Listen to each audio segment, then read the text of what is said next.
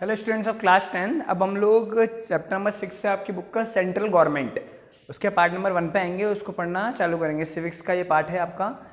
देखिए चैप्टर का मैं नाम क्या है, सेंट्रल गवर्नमेंट। सेंट्रल गवर्नमेंट क्या होता है? केंद्र सरकार। हमारे देश में 3 तरह की गवर्नमेंट्स को बांटा गया है, सेंट्रल, स्टेट एंड लोकल, है ना। सेंट्रल गवर्नमेंट है, फिर स्टेट राज्य सरकार है, और लास्ट में लोकल गवर्नमेंट नगर निगम नगर पालिका है। जो देखिए सेंट्रल गवर्नमेंट का काम क्या है? सेंट्रल गवर्नमेंट पीएम है, उसका काम क्या है? पूरे देश को हेड करना। स्टेट गवर्नमेंट का काम है एक स्टेट को हेड करना, एक राज्य को, राजस्थान, मध्य प्रदेश, ये स्टेट से इनको हेड करना। और लोकल गवर्नमेंट का काम है एक सिटी को हेड करना। जैसे कोटा की लोकल गवर्नमेंट है, बूंदी की है, बारा की है, आसपास के जैसे जो भी सिटीज हैं इनकी सबकी लोकल गवर्नमेंट्स अलग अलग है। उनका काम सिर्फ एक शहर को देखना है। फिर उस शहर में ये पार्षद चुने जाते हैं जो एक कॉलोनी को, 2-4 कॉलोनी को, 2-4 गलियां उनके अंडर होती है, उनको देखते हैं बस। तो ये डिसेंट्रलाइजेशन ऑफ पावर है जो डेमोक्रेसी की सबसे बड़ी पहचान है।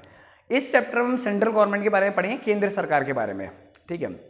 तो पहले आप लोग लीजिए गवर्नमेंट क्या होता है ना। सबसे बड़ी बात तो यदि गवर्नमेंट क्या है, गवर्नमेंट जो एक देश को गवर्न कर रही है, उसके लिए रूल्स बना रही है, लोगों से ये सुनिश्चित करवाती है कि रूल्स का पालन करें, और जो नहीं करते उनको पनिश करती है ना। जैसे मान लीजिए अगर हेलमेट पहनना एक रूल है, तो अगर आप नहीं पहनते तो उसके लिए पनिशमेंट है, फाइन वगैरह, है ना। और फिर वो ज़्यादा बार वो गलती होती है तो और भी चीज़ें उसके लिए आगे एक्शंस कॉन्स्टिट्यूशन में लिखे हुए हैं। कॉन्स्टिट्यूशन क्या है? जो आपकी न्याय की किताब है जिसमें आपके रूल्स लिखे हुए हैं, एक तरह से रूल्स की बुक है ना।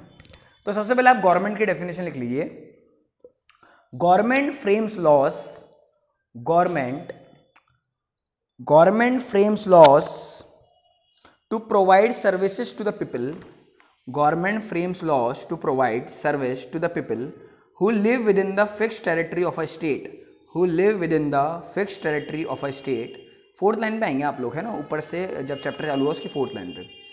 Fixed territory of a state, comma, implements them and punishes people who break them and brings them to the right path। punishes people who break them and brings them to the right path। अब government कौन है? जो कानून बनाती है सिर्फ उनके लिए जो एक टेरिटरी में रहते हैं। ऐसा नहीं है कि भारत की गवर्नमेंट बांग्लादेश के लोगों के लिए कानून बना देगी, है ना। वहाँ उनके लिए कानून बनाना उनके देश की गवर्नमेंट का काम है। भारत की सरकार भारत के लोगों के लिए कानून बनाएगी जो फिक्स टेरिटरी में भारत के अंदर आ रहे होंगे, मतलब, है ना। ये मतलब है fix territory of a state. State का मतलब राज्य में समझ लेना यहाँ पे। स्टेट का मतलब ठीक है वो एरिया, है ना, जिसमें लोग आ गए। जैसे मान लीजिए भारत का एरिया अगर माना 32,40,000 लगभग है, स्क्वायर किलोमीटर है, उसमें जितने लोग आ गए उनके ऊपर ये कानून लागू होगा जो भी भारत की सरकार लागू करेगी, किसी दूसरे देश के नागरिक पे लागू नहीं होगा। तो government which frame laws to provide service to the people who live within the fixed territory of a state, implement them, लागू करवाती है उनको। जो लॉज बने उनको लागू करवाना काम है। लागू कौन कराता है? प्रशासन, एडमिनिस्ट्रेशन। जैसे मान लीजिए हेलमेट ना पहनना अगर एक उसके लिए सजा है, उसके लिए अगर फाइन है, तो उसको लागू कौन कर रहा है? पीएम तो गली गली में खड़े नहीं है, है ना, हेलमेट नहीं पहन रखा उनको पकड़ने के लिए, वो पुलिस लागू करवाती है। या और भी कोई रूल हैं तो उनको लागू कौन करवाता है? उनको इंप्लीमेंट कौन करता है? ऑफिसर्स वगैरह करते हैं। Implement them and punishes people who break them, और उनको पनिश करवाती है जो उनको ब्रेक करता है। आज जेल है, पुलिस है, कोर्ट इसलिए ही है। फिर bring them to the right path. देखिए ये बहुत अच्छी लाइन है। गवर्नमेंट का काम या किसी भी कोर्ट या किसी देश का काम ये नहीं है कि सजा दे जाए, है ना। अपराध हो गया, ठीक है, गलत हुआ है, सजा तो उसके लिए बनी है, लेकिन इनका मेन काम ये होता है कि इंसान को सही पाथ पे भी लाया जाए, उसका जीवन बदला जाए। आप लोगों ने सुना होगा किसी पर्सन को कितने भी संगीन अपराध में जेल हो जाए, ठीक है, 10 साल की हो गई, 15 साल की हो गई, तो ऐसा ना हो कि उसका जीवन अब खत्म हो गया। वो ये ना सोचे कि 10 साल, मान लीजिए को 25 साल में जेल हो गई तो 35 साल में वो जेल से बाहर निकलेगा तो उसका जीवन खत्म, बाकी जीवन भी किसी काम का नहीं है। ऐसा गवर्नमेंट नहीं चाहती कभी भी। इसलिए वहाँ पे उसको सारे अधिकार मिलते हैं। सारे अधिकार मतलब कि वो चाहे तो पढ़ाई लिखाई कर सकता है ना, चाहे तो अपनी धार्मिक पुस्तकें, हिंदू हो तो गीता, रामायण, मुस्लिम हो तो कुरान, मतलब ये सब वो पढ़ सकता है। यानी कि यूँ नहीं उसका जीवन बिल्कुल उसको दिन भर मारते रहते हैं वहाँ पे, है ना, ऐसा नहीं है। उसके लिए एक नया जीवन वहाँ बनाया जाता है ताकि वो सुधरे, ठीक है। मकसद ये नहीं होता कि सजा दी जाए, मकसद होता है कि उस सजा से उसको रियलाइज हो कि उसने गलती की है और वो आगे इसको नहीं करेगा, आगे अपने जीवन को बदलेगा, ठीक है। इसके लिए जेल कानून बनाए गए हैं, ठीक है। तो वो ये कि brings them to the right path, उन्हें सही पाथ पे लाया जाएगा। फिर आप लोग अगला लिखेंगे इसमें, the government has 3 different organs.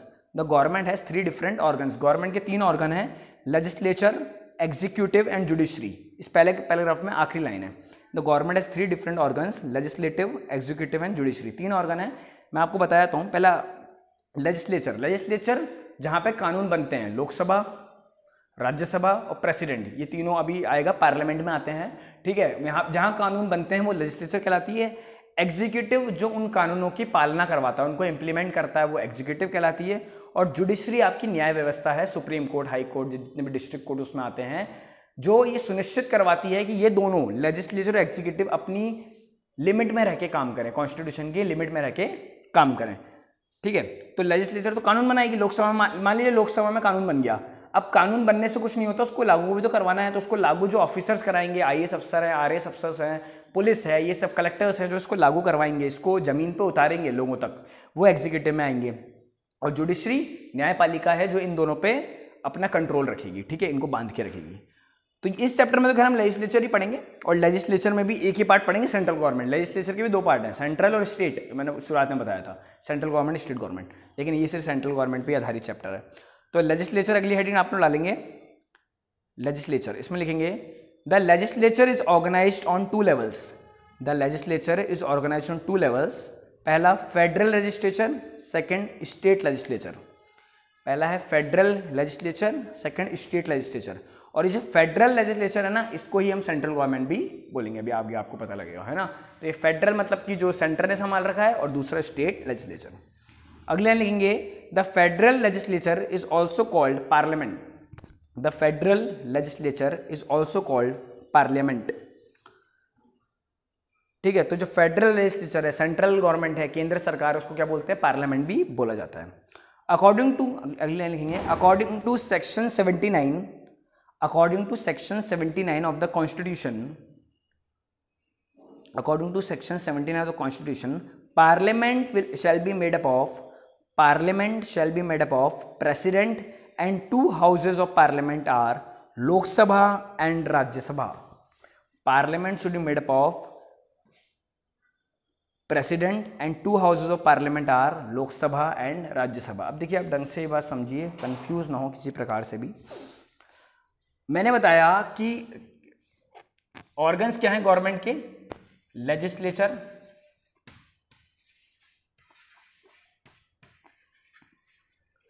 ठीक है, एग्जीक्यूटिव और जुडिशरी, ये आपके ऑर्गन है गवर्नमेंट के। एक गवर्नमेंट इन 3 ऑर्गन के अंदर काम कर रही है।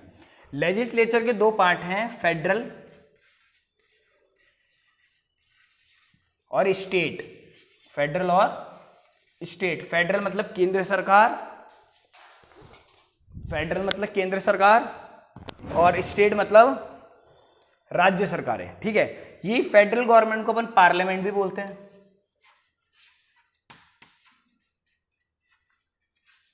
ये फेडरल गवर्नमेंट का दूसरा नाम क्या है, पार्लियामेंट। पार्लियामेंट किन या फेडरल गवर्नमेंट किससे मिलकर बना होता है, लोकसभा,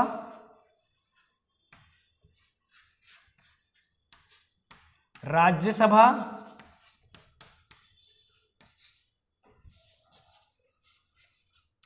ठीक है, यहां प्लस लगा देता हूं, Lok Sabha plus Rajya Sabha plus president. Writing तो बड़ी सुंदर हो गई लास्ट में आते आते, लेकिन आप लोग याद रखिए पार्लियामेंट किससे मिलकर बना है, Lok Sabha plus Rajya Sabha plus president. आप पूछेंगे प्रेसिडेंट क्यों, चलिए लोकसभा में तो बिल पास होते हैं, फिर वो राज्यसभा में जाते हैं। अभी लोकसभा राज्यसभा कैसे बनती है, इनमें कौन मेंबर होते हैं, किनको हम चुनते हैं, कौन डायरेक्टली चुने जाते हैं, कौन इनडायरेक्टली, आगे आएगा। लेकिन अभी आप बात याद रखिए, लोकसभा, राज्यसभा और प्रेसिडेंट तीनों किसके पार्ट है, पार्लियामेंट के।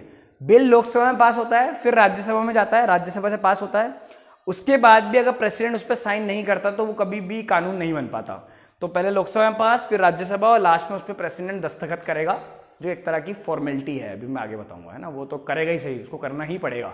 ठीक है, और वो पास हो जाएगा। तो मेनली ये लोकसभा राज्यसभा से एक बिल को पास कराना होता है। ठीक है, आज मोदी गवर्नमेंट इतनी क्यों कॉन्फिडेंस में रहती है हर बिल को लेकर, क्यों, क्योंकि उनके पास लोकसभा में बहुमत है, 50% ज्यादा मेंबर है लोकसभा में। आप कहेंगे राज्यसभा में लगभग 45% है, और 5% तो इधर उधर से हो ही जाता है ना, किसी दूसरे संगठन के कोलिशन कर लिया किसी गवर्नमेंट के साथ, और वो भी वोट दे देते हैं। प्रेसिडेंट तो उनके हैं ही सही, रामनाथ कोविंद जी। ठीक है, तो ये चीज़ है, तो इसलिए वो कॉन्फिडेंट में रहती है कि हर बिल हम तो पास करा ही लेंगे, दूसरे वोट नहीं भी देंगे तो हमारी पार्टी के इतने लोग हैं कि वो वोट देके किसी बिल को पास करवा लेंगे, और बिल पास होते ही क्या बन जाता है, देश का कानून बन जाता है। ठीक है, तो वही तो काम कर रहे हैं लेजिस्लेचर। जल्दी से एक बार वापस करा रहा हूं, सेंट्रल गवर्नमेंट के 3 ऑर्गन है, लेजिस्लेचर, एग्जीक्यूटिव, जुडिशरी।